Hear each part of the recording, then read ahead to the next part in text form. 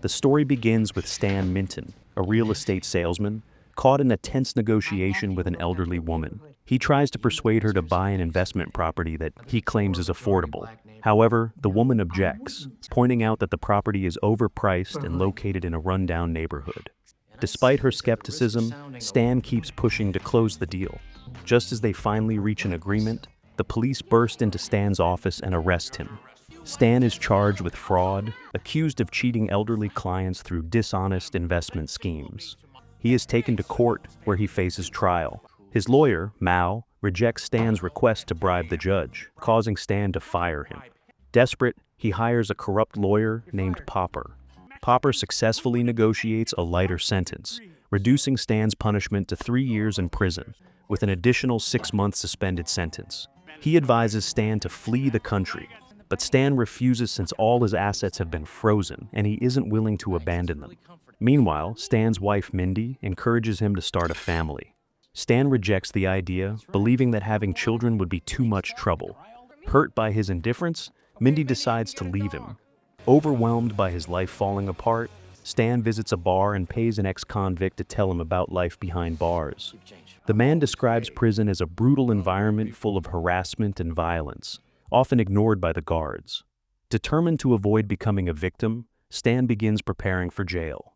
He tries to bulk up using steroid injections, but his efforts have little success. He joins a local karate dojo to learn self-defense, but grows frustrated with the monotonous training. In a moment of irritation, he challenges a student to a fight and is quickly outperformed. Embarrassed and angry, Stan retaliates and brutally beats the student, resulting in his expulsion from the dojo.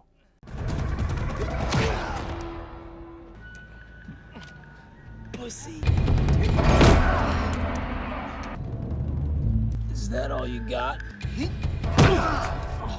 Outside the dojo, Stan meets an old man who demonstrates remarkable strength by effortlessly breaking a stone wall. Impressed, Stan asks the man to train him in martial arts, promising to pay him once he gets his money back. The old man agrees, and Stan invites him to live in his house. He introduces him to Mindy as his teacher. However, the master's disheveled appearance and his chain-smoking habit make Mindy uncomfortable. During their time together, the master teaches Stan more than just how to fight. He instills strict discipline in him, including rigorous training routines and a controlled diet to build endurance and mental strength. As Stan becomes increasingly dedicated to his training, he begins to neglect Mindy. Feeling abandoned, she finally leaves him. Although heartbroken, Stan continues his training without stopping. After enduring grueling physical challenges, Stan finally masters the martial arts taught by his mentor. To celebrate his transformation, he invites the master and Popper to dinner. During the meal, the master reveals that Stan is only his second student.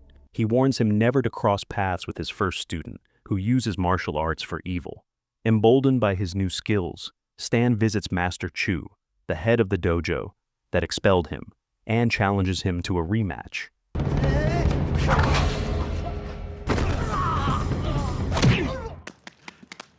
Very good, Stan. Proving how much he has progressed.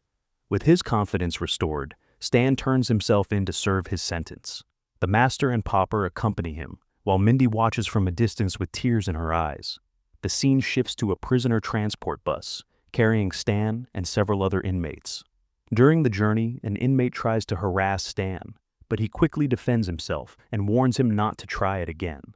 Upon arrival, Stan is assigned to a cell with an older man named Larry Shorts. Stan asks Larry about prison life and learns about the most notorious inmates. In the yard, Larry points out the 3 main gangs: the Black Gang led by Cleon, the Mexican Gang led by Juanito, and the Nazi Gang led by Patterson. The most feared inmate is Big Raymond, known for harassing and sexually assaulting new prisoners. When Big Raymond tries to harass Robbie, a young inmate who arrived with Stan, Stan intervenes and defeats him in a one-on-one fight.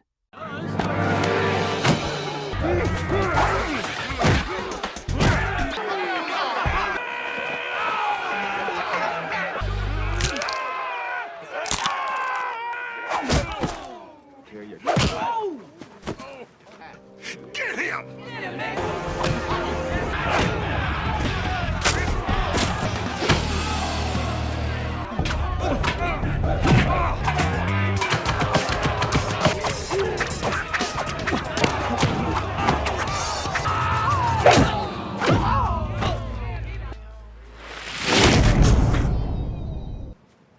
on to him like a Swiss banker.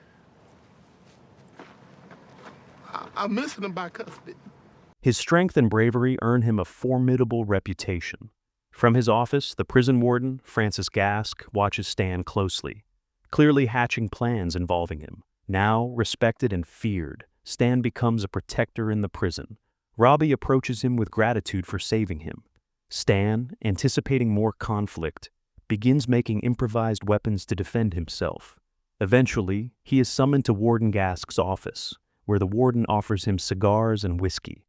Gask reveals his intention to turn the prison grounds into a lucrative real estate development, given its prime location. He believes Stan's real estate expertise could be useful and offers him early parole in exchange for his help. Tempted, Stan agrees to cooperate. Later, in the prison showers, Patterson tries to ambush Stan.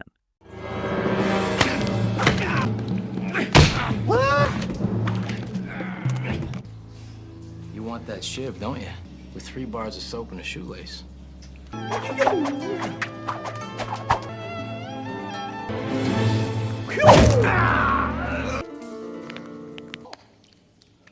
From then on, he begins to observe the prison dynamics more carefully, noticing the daily fights and the unrest among the inmates.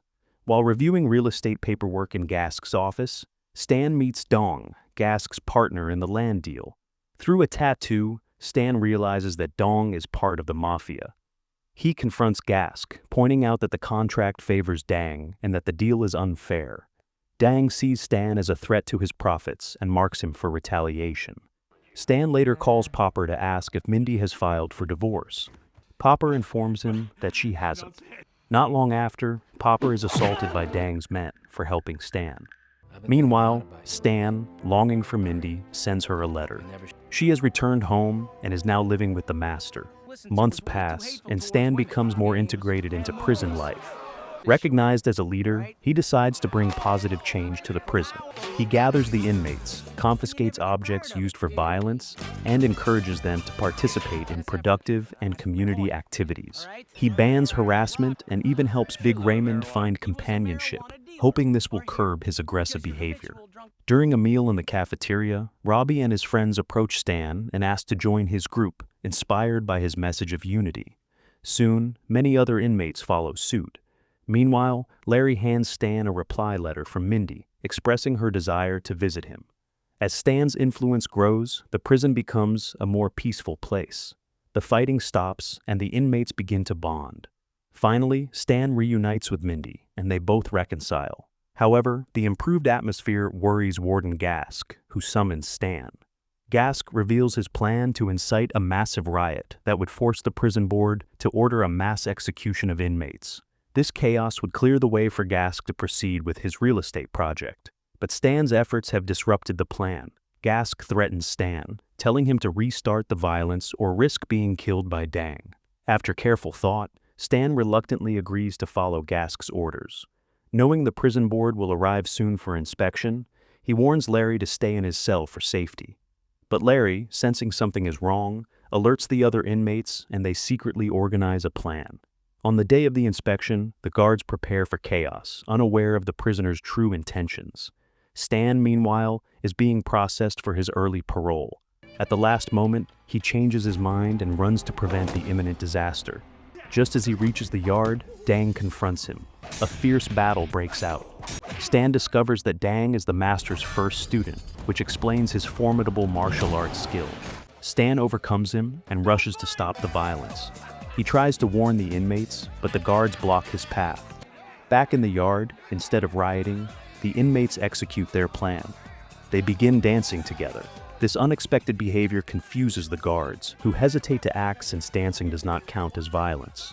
Furious, Gask grabs a guard's gun and begins firing in front of the prison board. Just as Gask prepares to shoot Stan, Mindy and the master arrive. They had snuck into the prison and learned of the situation. Mindy intervenes and saves Stan. 3 years later, Stan is finally released under the supervision of the new warden. Gask, now a prisoner himself, is shown under the control of Big Raymond. Popper has also ended up in prison. Stan is picked up by Mindy, the master, and their son, Mindy Jr., as the film concludes. Thanks for watching. If you're new, don't forget to subscribe for more of these summaries. Until next time, have a great day.